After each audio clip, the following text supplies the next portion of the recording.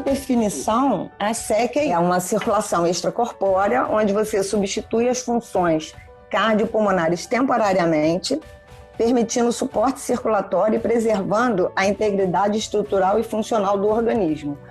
Por quê? Porque você drena o sangue antes dele chegar no coração direito, e vocês vão ver lá para frente como é que isso é feito, passa pelo nosso sistema e volta na aorta ascendente, pouco antes dos vasos da base.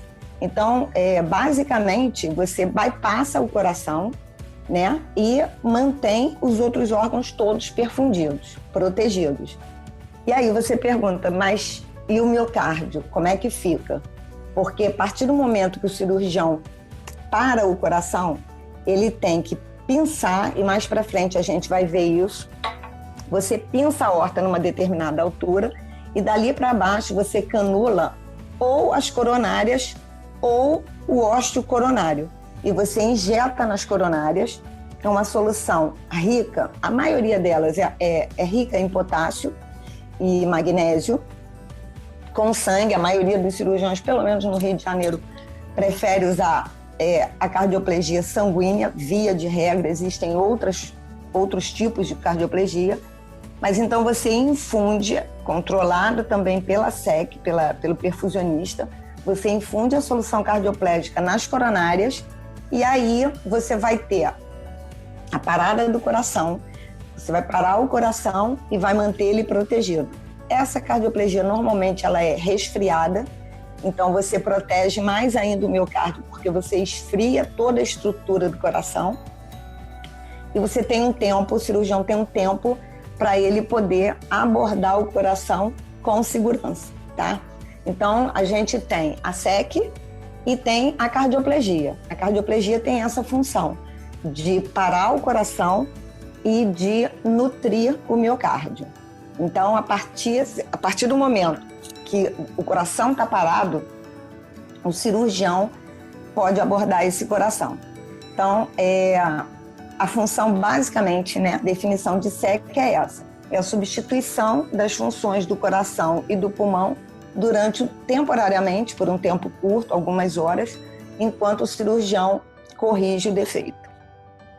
Então, qual é o objetivo da SEC?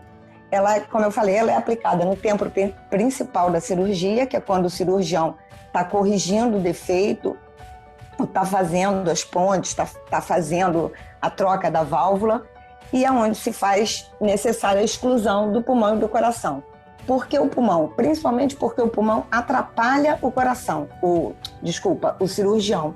Cada vez que insufla o pulmão, ele cobre o coração e atrapalha a visão do cirurgião. Então, esse pulmão ele vai ficar desinsuflado. Quando a gente entra em SEC, o anestesista desconecta o tubo do respirador e esse pulmão ele fica... ele é rebatido pelo cirurgião para que ele possa visualizar melhor o campo cirúrgico. Então, basicamente, o objetivo da circulação extracorpórea é fazer a perfusão a partir do momento que você excluiu o coração e o pulmão dos pacientes. Próximo. Então, para que a gente tenha um mínimo de segurança durante esse procedimento, esse paciente ele é invadido antes da cirurgia, e para a gente ter esse paciente na mão, tanto o cirurgião, quanto o anestesista, quanto o perfusionista.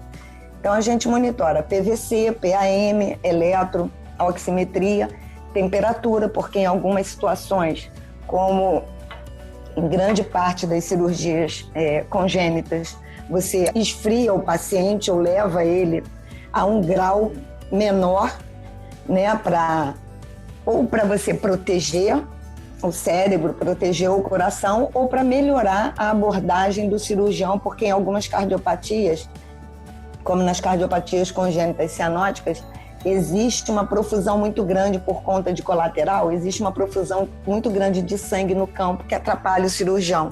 Ou às vezes o defeito que ele tem que corrigir é muito posterior, é muito lá atrás e dificulta a visualização desse defeito. Então, às vezes, você tem que esfriar esse doente para poder parar a circulação. Você para por um tempo e, a partir daí, o cirurgião aborda e você depois volta à circulação. Então, você tem que ter controle de temperatura central, né, que a gente faz. A ideal é a vesical, é você ter um termômetro vesical que te dá uma ideia mais fidedigna da temperatura central do paciente, mas a gente trabalha lá no Instituto e na maioria dos hospitais que a gente trabalha aqui, da rede privada, a gente trabalha com a temperatura nasofaríngea e retal, quando você esfria o doente, quando não esfria, não tem necessidade, ou a esofágica. A gente controla o débito urinário, porque eu costumo dizer para o pessoal que enquanto arrinha a vida. Então, se o paciente está urinando, você está perfundindo bem esse doente. Quando a perfusão não é boa, um dos primeiros sinais que você vê é a diminuição do débito urinário. O TCA, que é o tempo de coagulação ativado, que a gente vai fazendo o controle da heparinização desse doente, do quanto esse doente está plenamente heparinizado ou do quanto já foi metabolizada a heparina que foi feita e você vai ter que replicar ao longo do procedimento. E, naturalmente, as gasometrias arterial e venosa, para que a gente tenha uma noção de como esse doente está se comportando do ponto de vista hidroeletrolítico, metabólico, e o que você pode fazer para corrigir isso ou manter ele o mais próximo possível, o mais fisiológico possível do que é o ideal para esse paciente. Então, basicamente, assim, a gente tem algumas outras formas de monitorar, tem catéter de Swan-Ganz em algumas situações, mas basicamente você tendo esses parâmetros, você tem uma boa... você tem o teu paciente na mão. Próximo, por favor. Então, eu botei algumas fotos para vocês terem noção de que material que a gente usa. Isso que vocês estão vendo, ele é um oxigenador completo. Tá? O nosso oxigenador, a gente tem um conjunto de extracorpórea, ele é composto do oxigenador com a membrana, mais o reservatório de cardioplegia, quando você não faz um outro tipo de cardioplegia, que depois eu posso falar para vocês, e um hemofiltro, que em algumas situações, principalmente em criança, a gente usa bastante, e o conjunto de tubos. Então, esse é o oxigenador de membrana. Acoplado a ele tem essa parte escura que vocês estão vendo circular aí no meio. Isso aí por dentro tem um sistema de serpentina por onde passa a água, que vai o sangue entrar em contato com esses tubinhos que tem dispostos aí dentro, e a gente controla a temperatura do doente através desse sistema tipo serpentina. Vocês vão entender o que eu vou falar, chope, né? Todo mundo sabe como é que o chope sai resfriado. Você tem um sistema que passa uma água gelada por dentro de um sistema de tubos e por fora passa o chope. Assim é o sangue. Você aquece ou esfria essa água, o sangue passa por fora desses tubos que tem essa água na temperatura que você colocou e o sangue é reaquecido ou resfriado. Essa outra parte graduada que vocês estão vendo aí chama reservatório venoso. É onde o sangue do paciente chega para a gente, o sangue venoso do paciente que a gente drena chega para a gente. E essa parte mais inferior, branquinha, com um pontinho vermelho no meio, esse é o nosso oxigenador. É ele que faz a troca gasosa, é ele que permite a perfusão e transforma o sangue que chega venoso num sangue arterializado. Próximo, por favor. Esse é um conjunto de tubos que faz parte também do circuito de extracorpórea. Qual é a função desses tubos?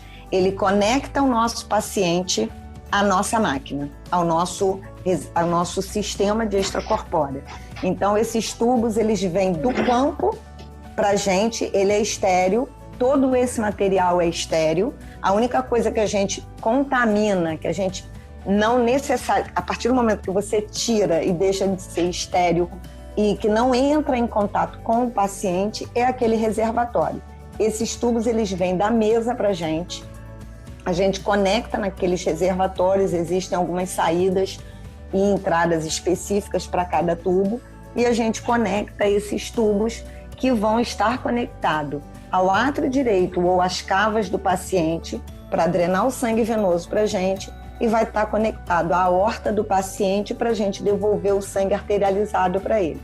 Então, esses tubos são a conexão do sistema de extracorpórea ao nosso paciente. Próximo.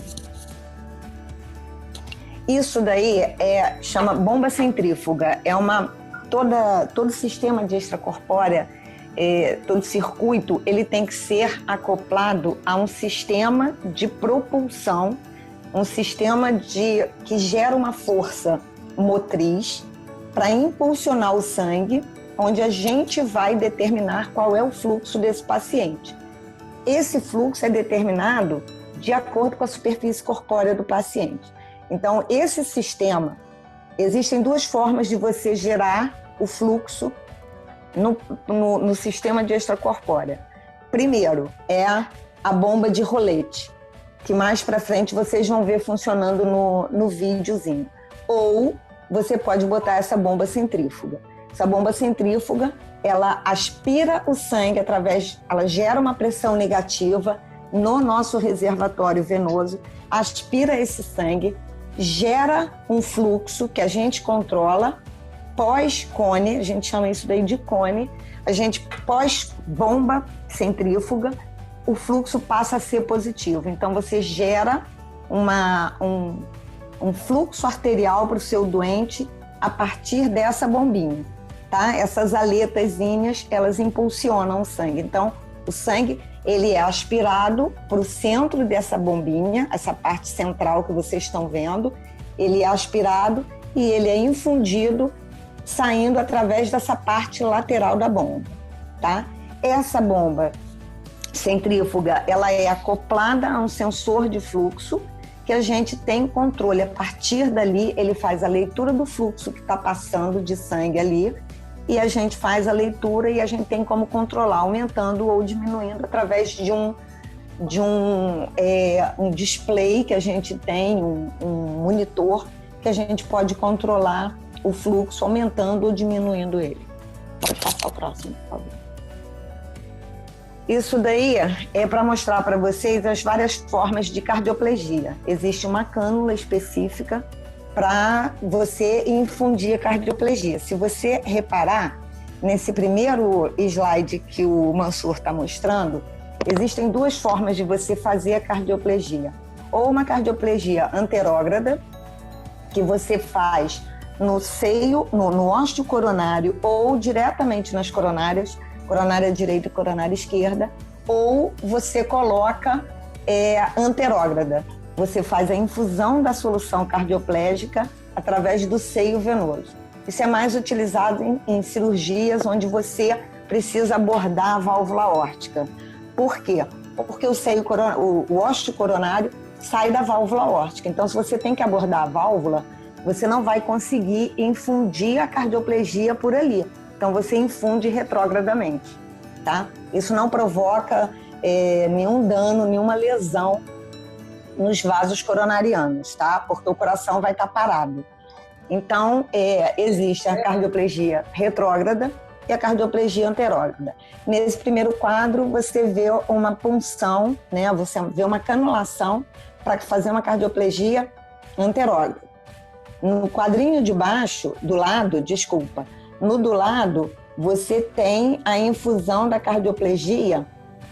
Não sei se dá para vocês verem que está cortado o átrio direito dele, para vocês verem a ponta da cânula de cardioplegia chegando lá no seio venoso que desemboca no átrio.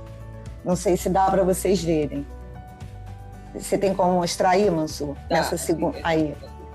Tá vendo? A gente viu mais ou menos na aula de anatomia que é seio venoso, ele fica no sulco atrioventricular posterior. Então, isso aí, a gente, quando o seio venoso, a gente falou que tinha uma válvula, a válvula de Tebessio, e que às vezes dificultava a gente, né, na cirurgia, dificulta um pouco, às vezes, a introdução desse catéter ali para fazer a cardioplegia.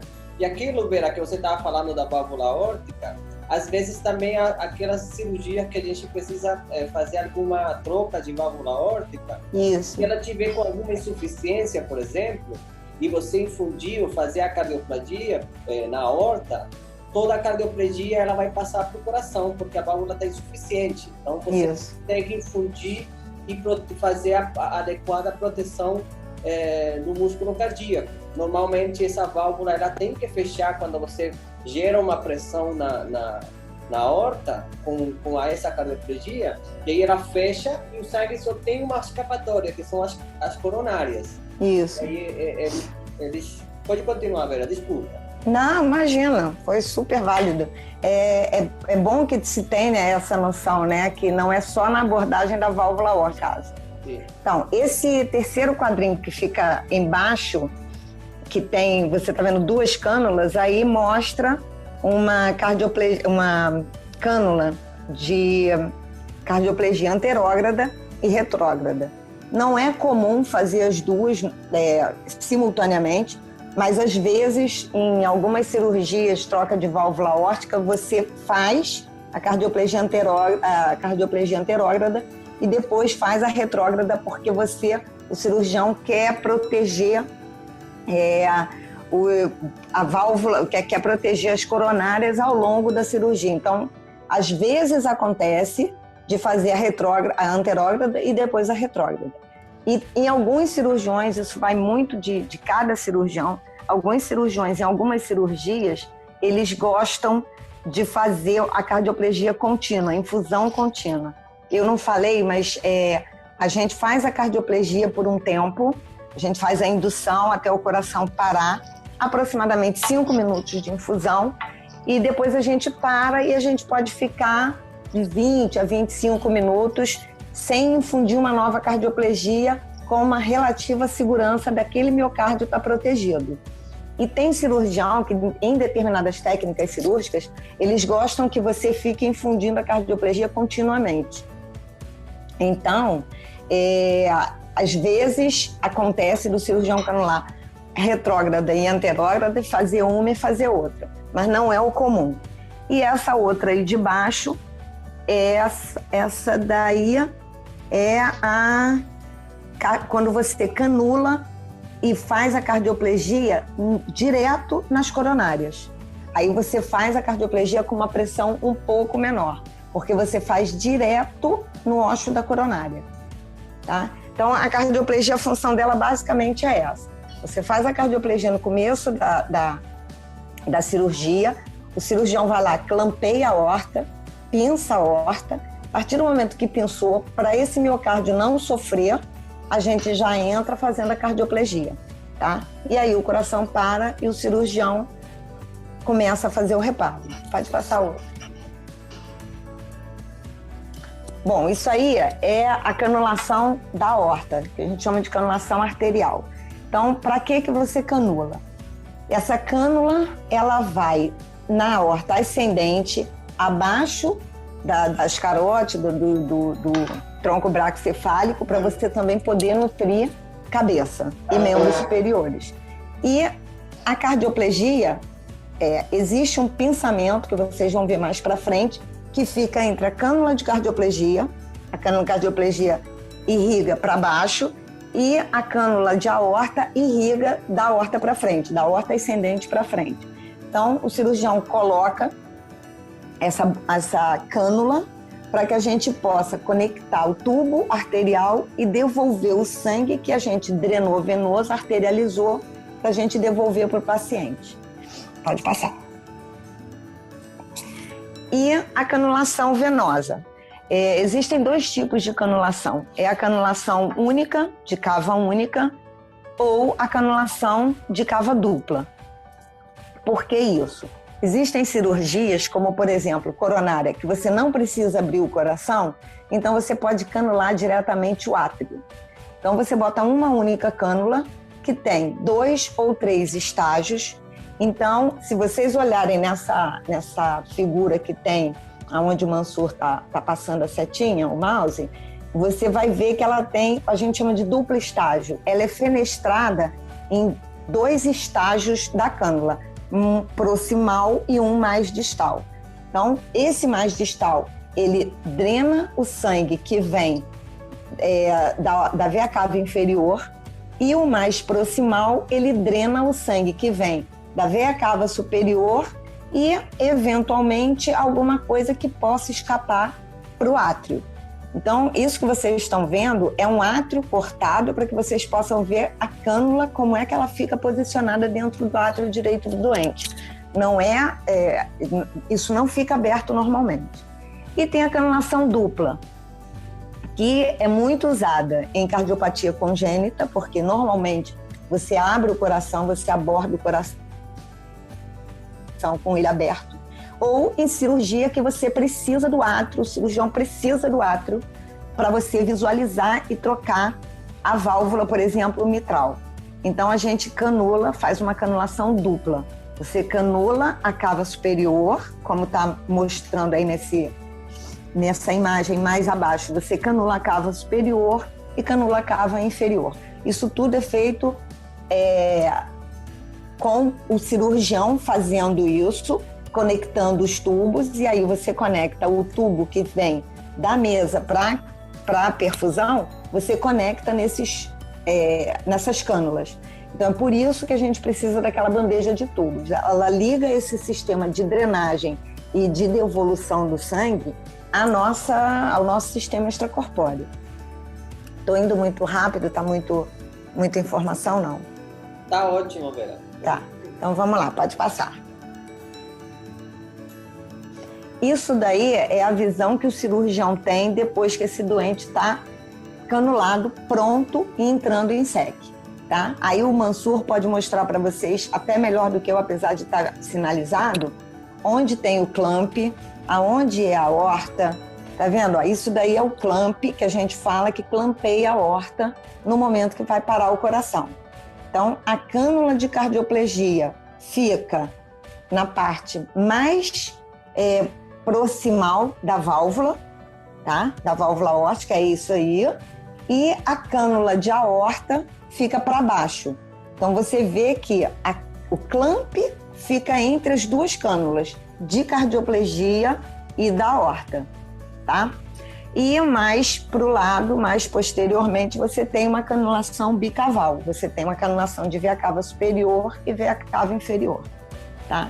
Essa é a visão que o cirurgião tem quando o coração ainda está fechado e ele está totalmente canulado e em SEC, tá? Pode passar a próxima, se quiser. Isso daí é para mostrar, é puramente ilustrativo, é para mostrar qual é o princípio básico da perfusão. Então, você tem o sangue passando, esse azul escuro é a membrana. Do lado de fora, o azul mais claro, você tem um ambiente onde você controla a sua oferta de gás e através de um blender, e a parte vermelha é a parte do interior da nossa membrana, onde passa o sangue e aonde vai acontecer a perfusão. O sangue rico em CO2 perde CO2 para a parte externa e o oxigênio, a parte onde está o gás, que está rico em CO2, essa parte passa para dentro e você arterializa o sangue e ele entra venoso no nosso sistema e sai arterializado.